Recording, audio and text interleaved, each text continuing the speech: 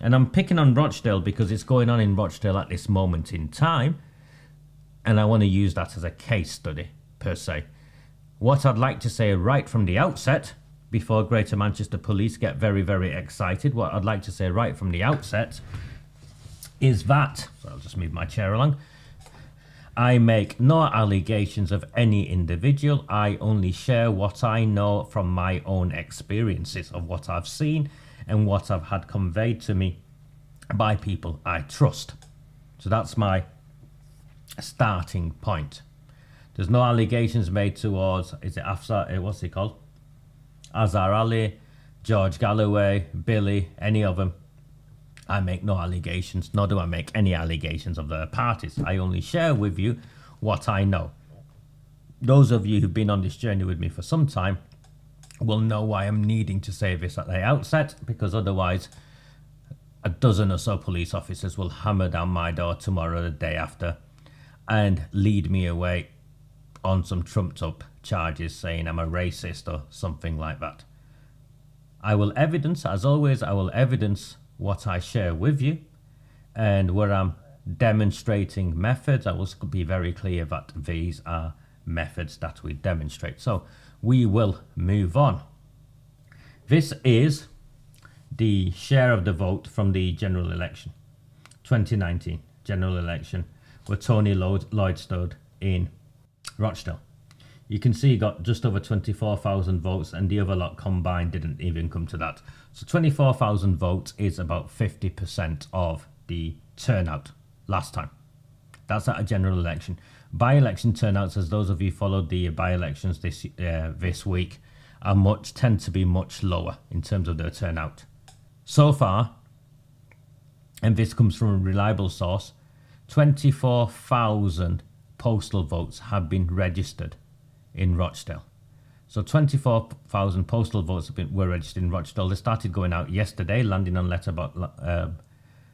going through letterboxes yesterday. 24,000. So going off last year's election turnout, that's over 50% of the turnout this time are postal votes.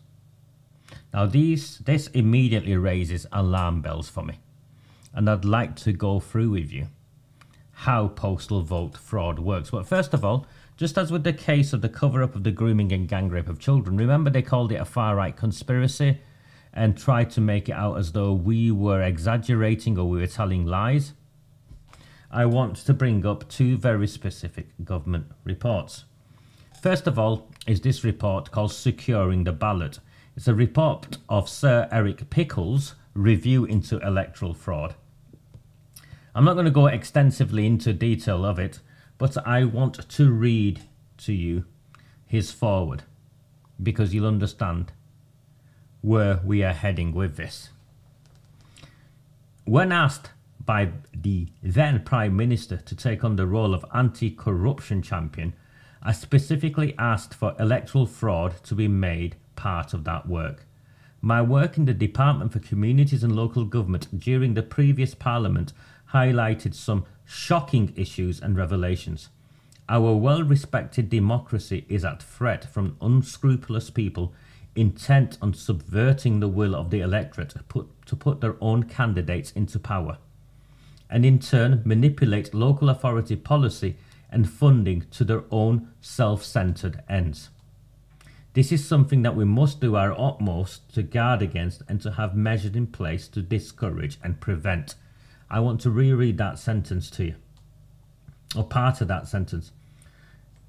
Our well-respected democracy is at threat from unscrupulous people intent on subverting the will of the electorate to put their own candidates into power and in turn manipulate local authority policy and funding to their own self-centred ends.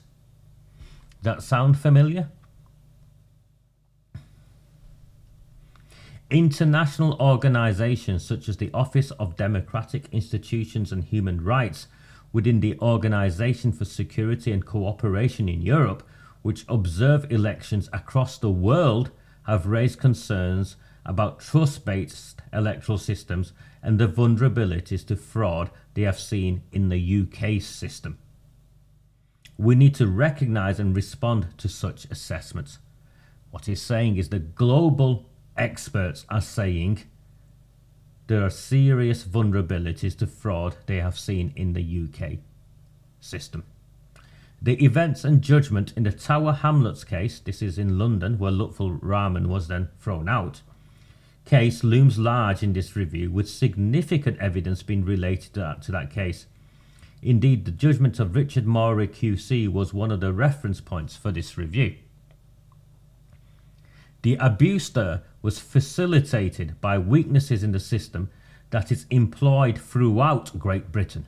So this is not just about what happened in Tower Hamlets. The abuse there was facilitated by weaknesses in the system that is employed throughout Great Britain.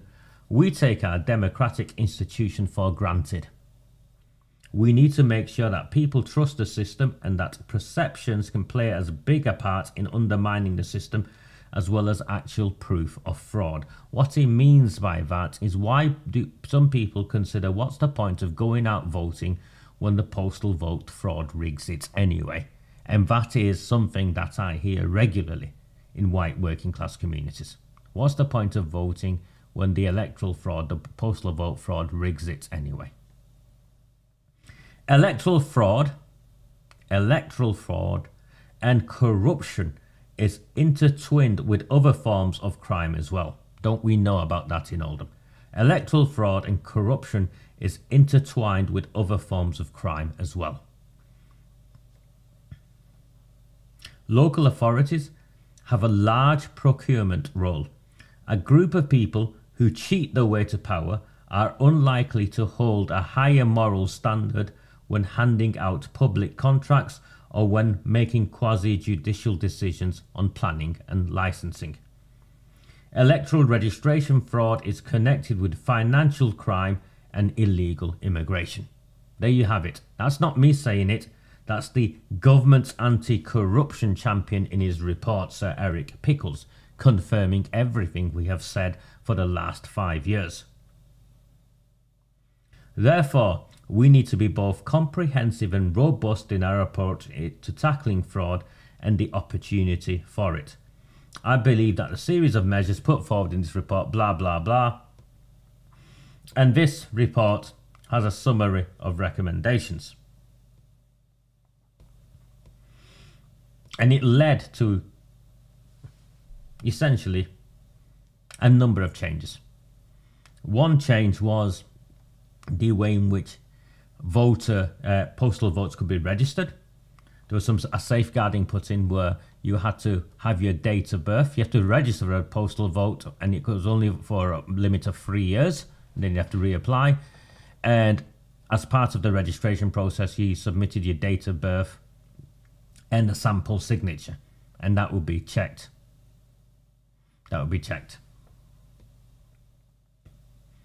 Quasi-judicial, Nick, means statutory powers. So planning has statutory powers and licensing has statutory powers, in terms of, there's legal implications. So these were his recommendations. I won't go through all of them. And he found a whole host of issues. Now, this is a number of years old. This report is a number of years old. And my critics will say, well, this is old. We fixed it, Raja.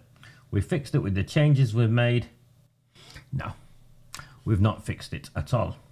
These people, Neil Johnston, Eliza Uberio, from the House of Commons Library, you can see, produced a report on the 27th of November 2023. This is just months old, on absent voting.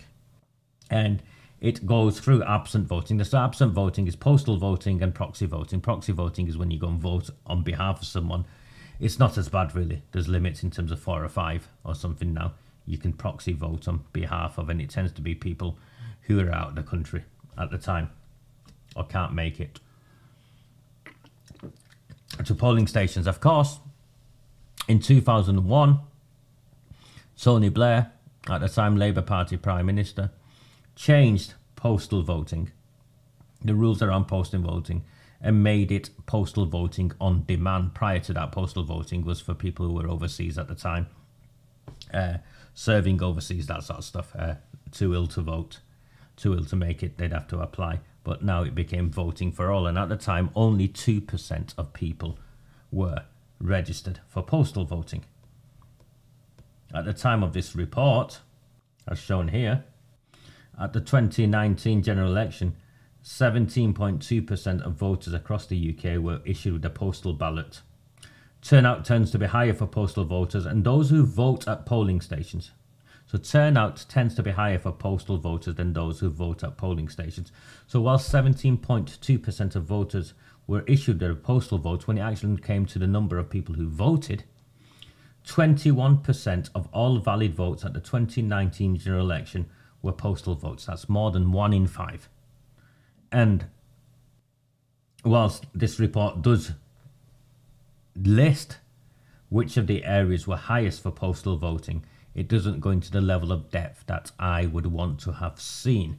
And I think, as with the grooming gang report, that was where the data was presented in a certain way to avoid us going to the places we needed to go to for our conclusions. So too is this report, sadly. But it's not bad. It's not bad because it shows that 1 in 5 are postal voters or proxy voters, or it's in the main postal voters. Anyone who is registered to vote in Great Britain can ask for a postal vote at any time. They do not need to give a reason. This is called postal voting on demand. This includes someone who has been appointed as a proxy voter for someone else but who cannot get to the appropriate polling stations. When requesting a postal vote, someone can request a vote by post indefinitely for a certain election or for all elections and referendums in a given period. Applications for absent voters, that's postal votes, require the voter to supply their date of birth and a signature. These are known as the personal identifiers. For postal votes, they are used as a security measure. When postal votes are returned, the identifiers are checked to ensure they match. For people unable to provide a signature, there is a waiver provision for postal votes because of disability or inability to read or write. The applicant must provide a reason for the request and the name and address of any person who has assisted with the application. Okay, let me bring up my screen and let me write some stuff for you.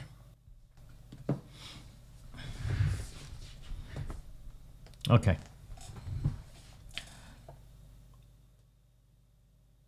So this guy Eric Pickles comes along, yeah? And he makes a number of recommendations.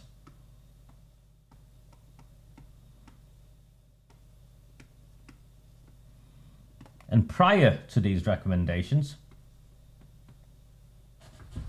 and there are things that happened post his recommendations.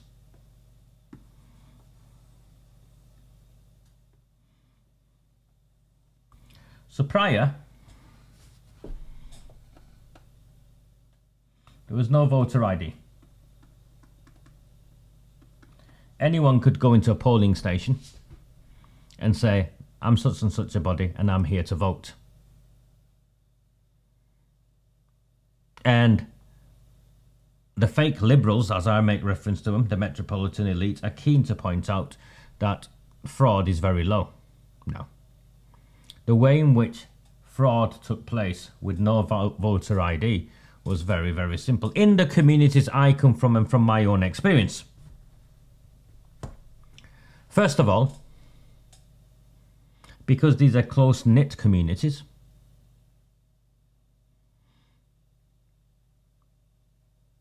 those responsible for the fraud would know who was away. So students who are away, people who are overseas, people who are working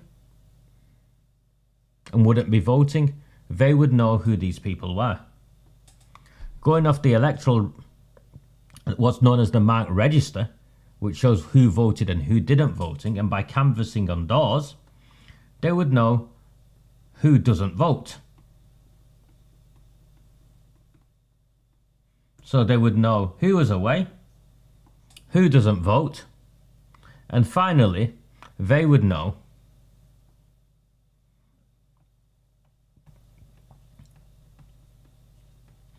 who was going to vote the other way. Okay, and with no voter ID, pooling a team of volunteers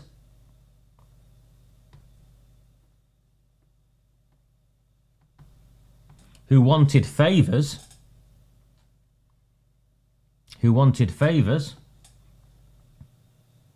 they would go and impersonate people, and the first two was a given. Who was going to vote the other way is an interesting one. They would also go and vote pretending to be these people. And one vote happened as recently as the 2019 local elections to a friend of mine who had been very vocal on opposing the Labour Party in his ward. And he went to the police because someone had stolen his vote by the time he got to the polling station in the evening after he'd been to work. But in my town in Oldham, a number of years ago, the official Conservative candidate had his vote stolen. It was done on purpose by the criminal gangs to demonstrate their power. You stood against us. You think you can outsmart us. You think you can stand against us. We'll show you. They went to the polling station and voted as though they were the official opposition candidate. That's how powerful these people are. So the no voter ID, and Labour opposed bringing in voter ID, remember? Labour still opposed bringing in voter ID. So voter ID dealt with all of this. And you're all told there was no corruption, there's nothing to worry about. Well, you are all being lied to. This is how, as simple as that, is how it took place prior in terms of turning up to a polling station. Now, when it came to postal votes,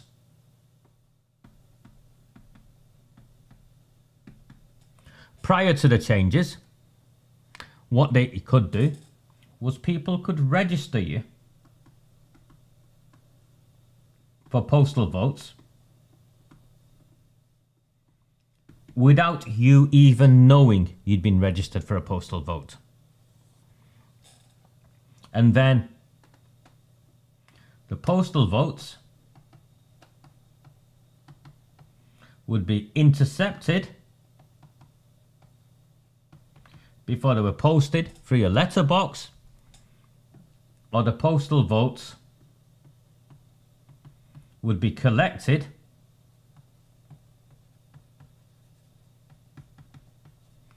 filled in and sent.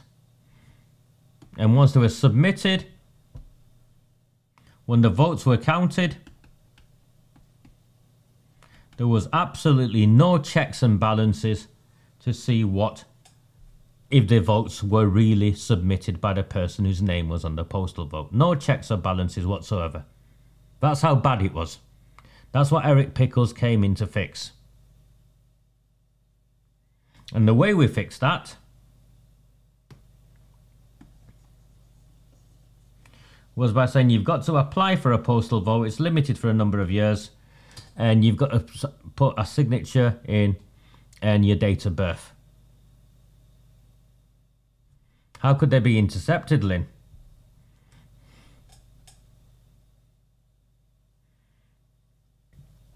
They'd be intercepted from the postman.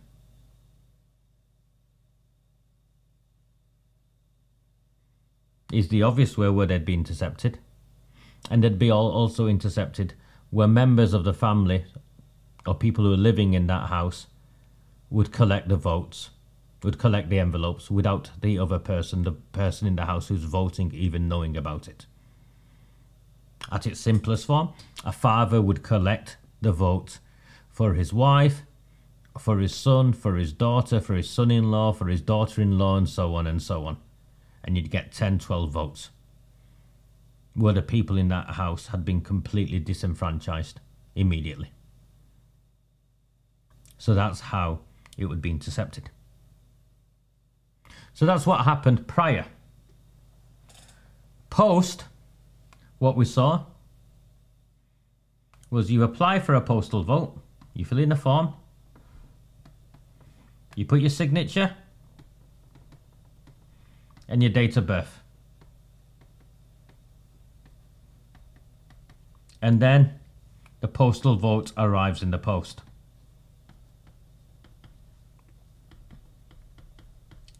Interestingly,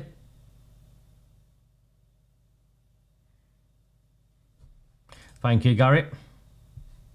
And again, to Greater Manchester Police, all of this is evidence-based, so don't try coming and arresting me.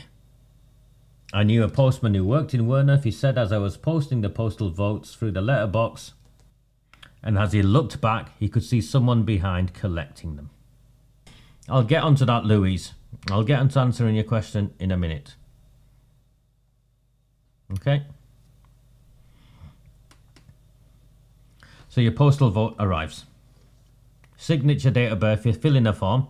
Now I know 100% that the instigation of applying for a postal vote is not the applicant, it's not the voter. So voters are not applying for the postal vote. What's happening is political candidates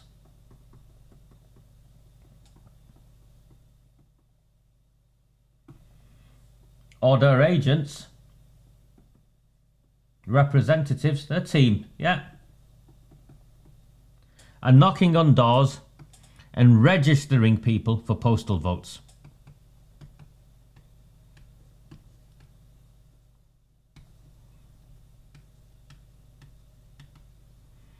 This is made easier.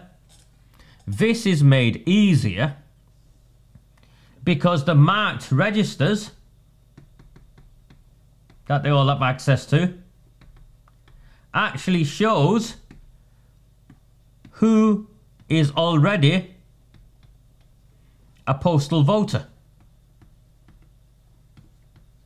So they're going and knocking on doors of people who aren't registered to postal vote, mopping them up.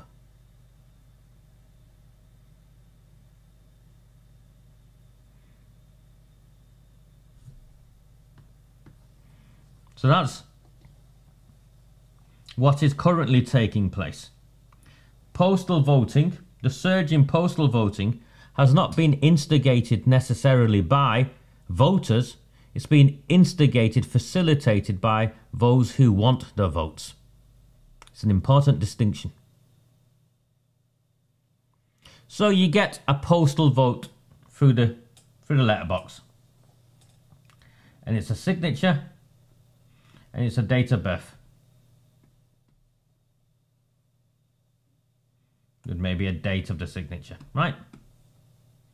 And here you've got candidate 1, candidate 2, candidate 3. Or we live in colder 17 candidates. What do you think is happening? What is the easiest way of defrauding this? I go and collect, I sign it, I put my date of birth. I've not marked the X. I've not marked that at all. All I've done is signed it and dated it. This is left empty. And then these postal votes are being collected by criminals. These postal votes are being collected by criminals where the name and the signature is already filled in, but the X is empty. And these postal votes are then being, and the term they use is harvested. So it's taken to a centralized place, and then X's are put according to where they want. Now, who hands over these postal votes? Who hands over these postal votes, or how are they handed over? First of all, the voters themselves. and it's a demonstration of loyalty. Fiefdom, it's a demonstration of loyalty. So they'll hand over their votes. They'll hand over their family votes.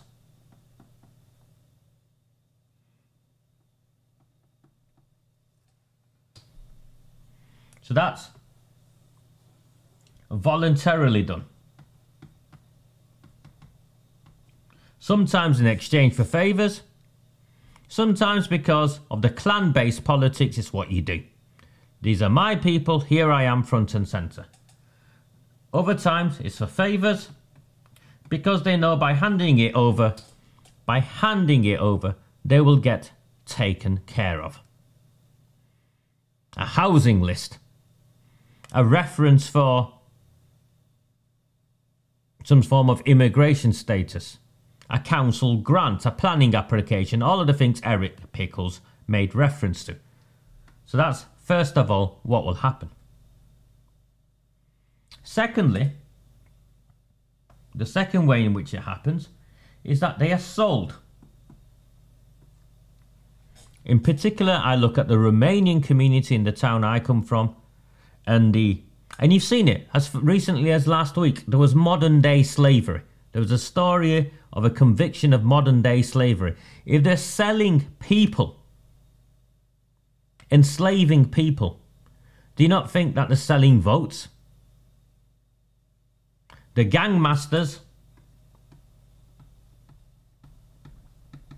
will collect the votes of those that they have power of. This includes people that they've brought over into this country and legally registered and so on.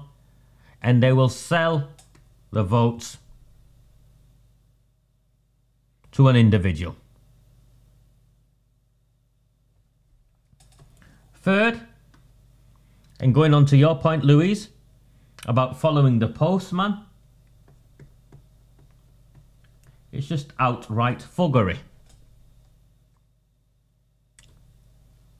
A gangster will come and knock on your door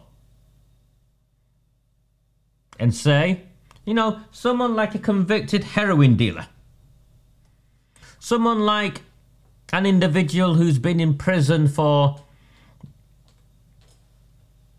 carrying guns and beating people up with machete, you know, attacking people with machetes, someone like that will come and hammer on your door. Remember, they already know who's registered for postal votes. So you might have even registered for postal votes for a legitimate reason.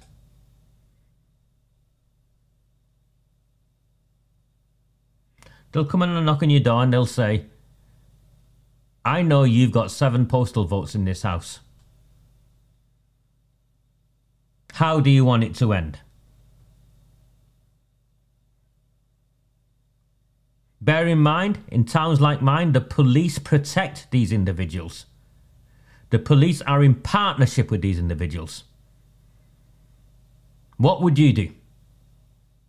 I know what I'd do. I'd hand over the postal votes and say, can I get you any more? So you sign the postal votes and you hand it over to these people. Sign, date it. The checks are finished. You know you're not going to say anything. So it's outright thuggery. So what you've got is voluntary and for favours. The gangmasters sell them and outright thuggery. And then you've of course got the bribery. I reported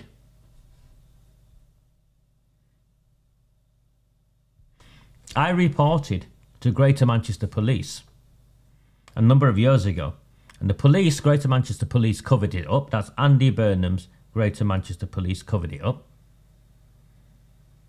I reported how Glodic baths had been sold at a discount price to friends of Arud Shah, the now leader of Oldham Council and chair of the Labour Party Constitutional Committee.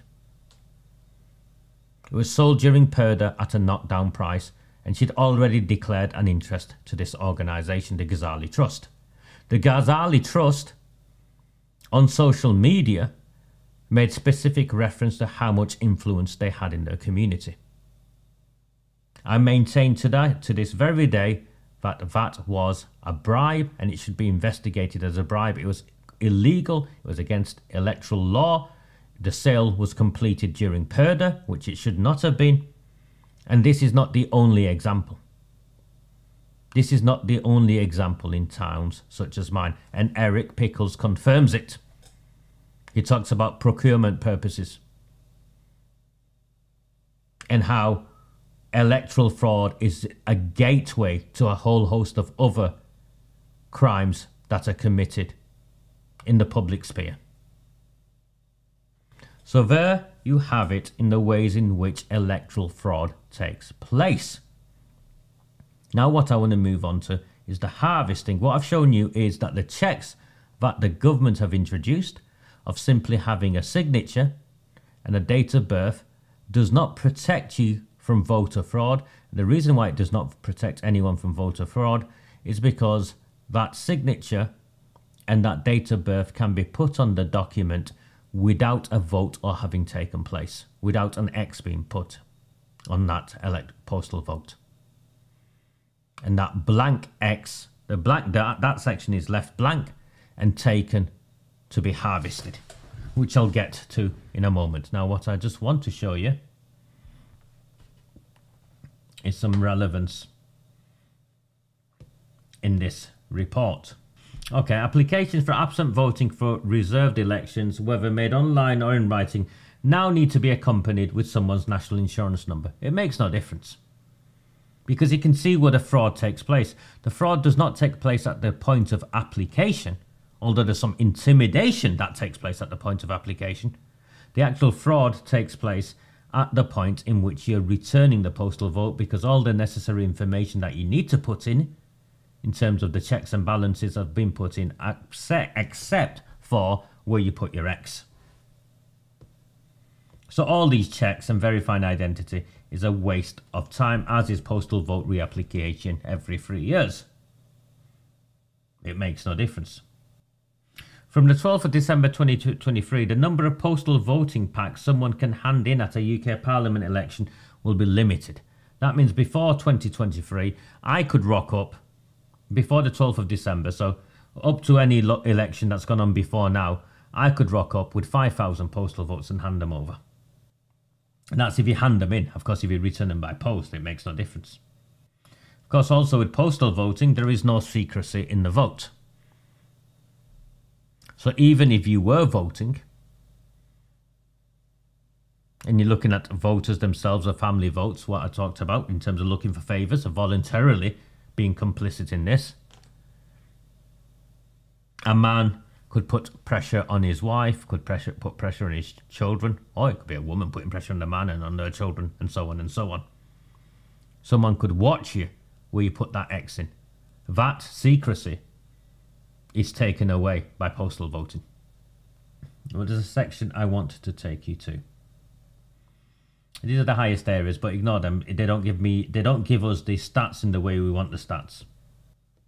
The Electoral Commission were forced to say this. This is what I wanted. No absence voting process can be guaranteed to be free from the risk of electoral fraud. By removing the act of voting from the protected public space of a polling station, people who have been sent postal ballot packs may be more vulnerable to undue influence, intimidation, harassment, or pressure to vote in a particular way. Because of this vulnerability, elections may also face pressure to apply for an absent vote against their wishes. So everything I have just shared with you, the Electoral Commission have confirmed in a paragraph, in evidence that they submitted. And that's where it's ended. So we know the current system is open to fraud. Right, massive fraud. I wanted a Guardian article on purpose because it's left-leaning and it breaks down how this form of electoral fraud, as a consequence of the Pickles report, is very much open to exploitation and has been open to exploitation, as done by studies from Manchester University in Oldham and in Pendle. Now remember, Azhar Ali is actually from Pendle.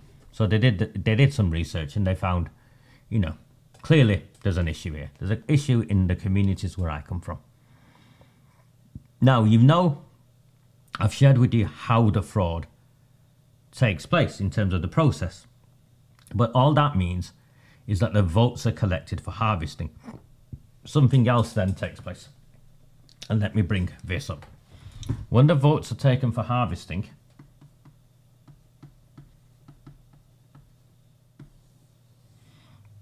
they're not necessarily taken by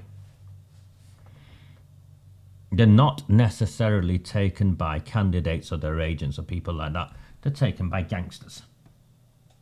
I call them the cartels. So members of the cartels,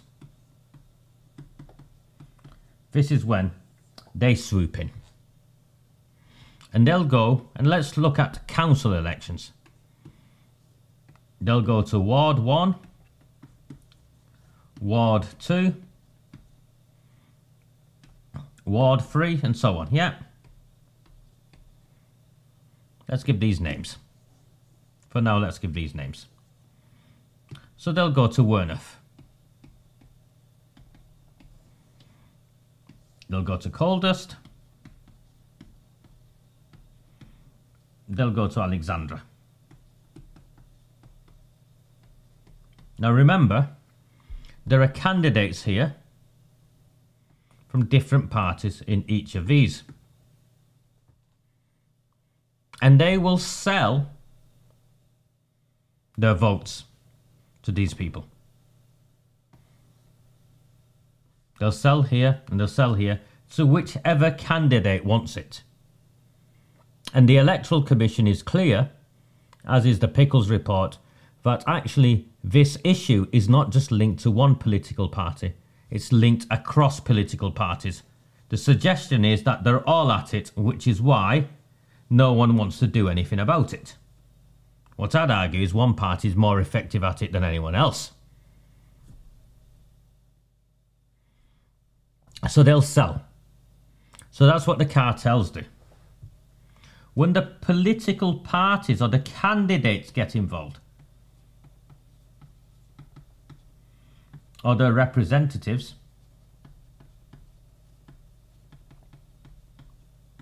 Gary, who's here. Gary he stood for a local election this time, along with a few others, and he was at the count. And one of the things Gary said to me when he came out, and I wasn't at the count, by the way, one of the things Gary said to me was how in the Asian area counts, they were all chatting to each other, and it was like all in it together. What I mean by that is there was no real party loyalties or party splits. They all knew each other. They're all exchanged. There were different factions. Yeah, different factions of the same family groups, the same clans, the same grouping. It wasn't the same as a Conservative candidate staring out a Labour candidate who was staring out a Lib Dem candidate. So the candidates and their representatives harvest the votes. And what they'll then do is say it's St Mary's, which is where Arooj Shah was elected. Glodick. In St Mary's, he'll put his X's on the candidate he wants. However, that's not enough for him. He'll collect in Werneth, another of the Pakistani areas. And what he'll do with the Werneth ones is he'll liaise with a intermediary in Werneth who's done exactly the same. And he'll say to them, I've got 100 votes here for you in Werneth. Have you got any votes for me in St Mary's? And they'll do a vote swap. So he will hand over 100 postal votes that he's collected in Werneth, and the Werneth guy will hand over 100 postal votes for him for St Mary's that he's collected.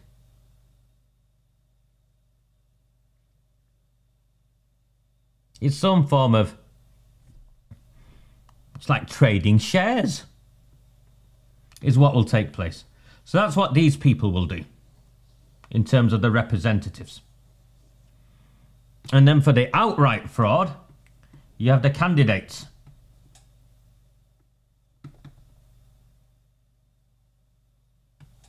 And these candidates will sit in a room in the lead up to the election. Candidate A will take his postal votes and candidate B will take his postal votes. Now remember, in Oldham, this May gone, we had something called the all-outs. So there was 3 votes. So candidate A has an X next to his name on the 500 postal votes he's taking, and candidate B has 500 votes on the postal votes that they've collected. And there'll be a meeting. Because remember, they can have another 1 or another 2. They can have another 1 or 2 X's left. And they'll say, okay, put 500 X's votes on the one you've got for me, and I'll put 500. And they'll leave the third one alone, or they'll sell the third one to someone else. So they make some money out of it. So they've got the votes they need, and then they'll sell the third one.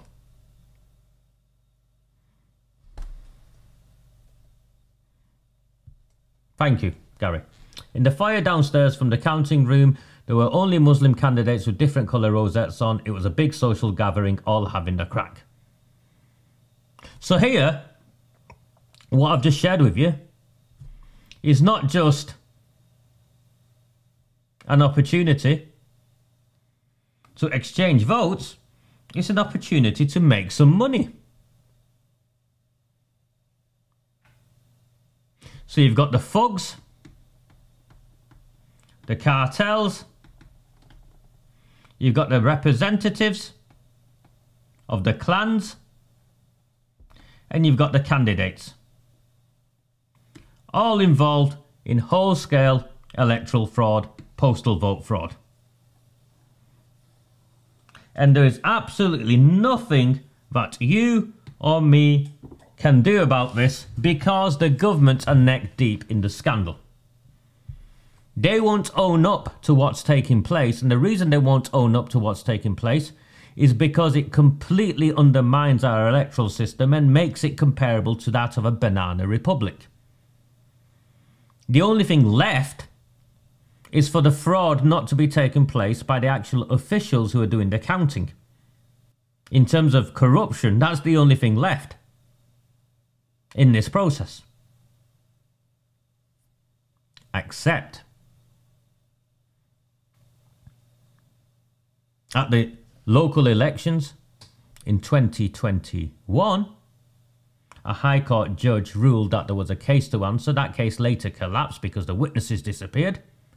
But having seen the paperwork myself, and even the returning officer's comments, council officials were involved in restricting the activities of one party over another. Electoral fraud, postal vote fraud, the rigging of elections is very real, particularly, and I won't say Muslim, in Pakistani and Bangladeshi wards. Which is why, when I started this campaign,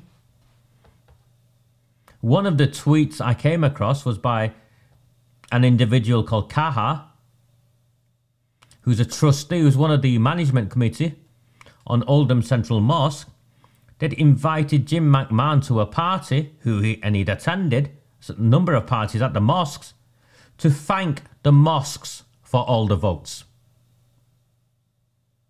National newspaper reported how Oldham Central Mosque had been involved in allegations of harvesting postal votes. And an unnamed representative from the mosque claimed that the mosque had nothing to do with elections and voting, which is an outright lie, because the entire management committee of the mosque, all but one I think at the time, were members of the Labour Party. The secretary was the brother of a senior councillor. Councillors on board. And then it emerged that the mosque had been secretly funded by the council on an 18-year interest-free loan that no one had any paperwork of, and was only paid back after we exposed it.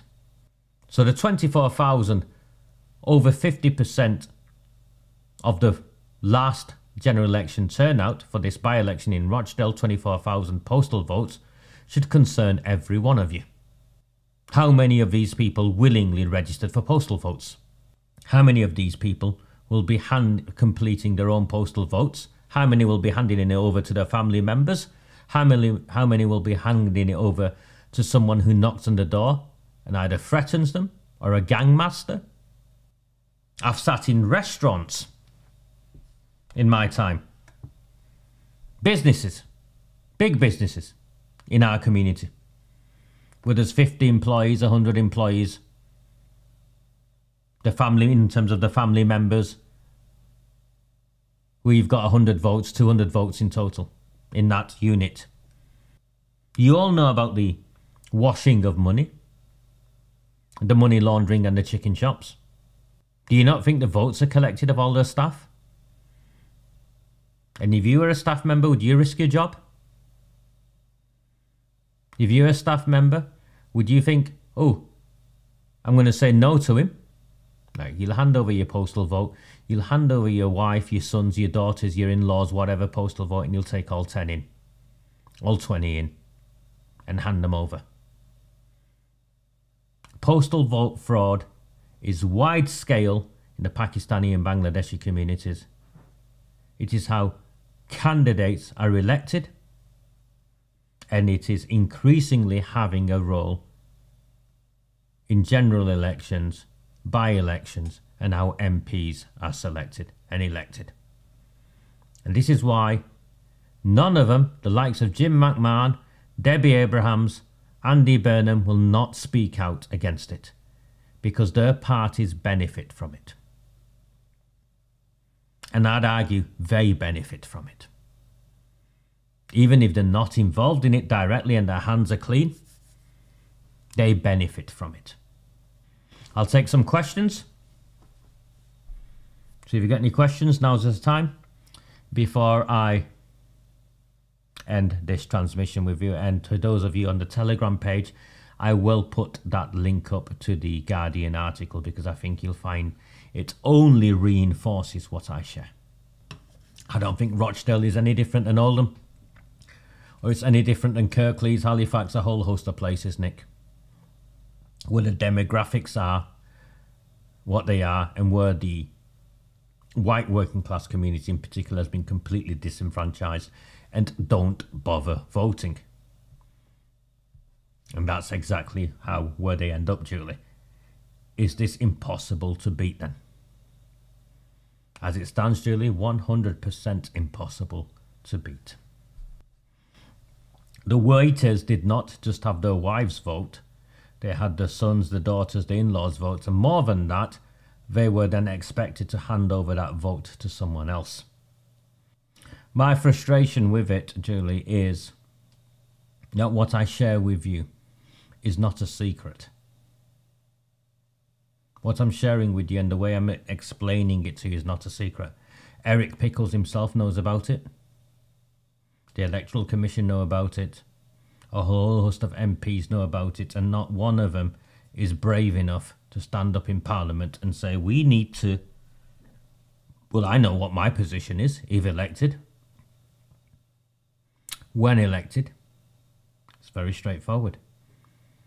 The postal vote system needs to be reformed, and it needs to go back to how it was pre-2001, where postal vote is not available on demand. Postal votes are restricted to those who need it, such as armed forces working overseas, and if you're, in hospital or things like that. That is the solution. The solution is for candidates, for politicians, for campaigners to stand up and say, this system is rigged and we need to reform it. I'm with you, Susan. It's as simple as that. It's not just about whole families, it's no one. The only people who should have postal votes are the ones who cannot get to a polling station. You're right, Evan. It needs to be stopped. It needs to be stopped. Now, I'm very clear, it needs to go back the way it was. 1 in 5 in this country are now postal votes. And if you go into communities like Rochdale, as the figures show, what, 1 in 2? 2 out of 3? Where does this end? For those of you who are new to me, I've been at this for 5 years. I managed to do what I do because you guys subscribe to me. Some of you with as little as 75 pence. Some of you pay a lot more, and I'm grateful to you. I'd like to put all the content back out for free, but unfortunately I can't at this moment in time. £83 short of a £1,000 target. Once we get to £1,000, providing people are happy to continue supporting it, I'll just put the content out for free so everyone can consume it. Take care. Thank you very, very much. Good night. Do not fear them. Do not fear any of them.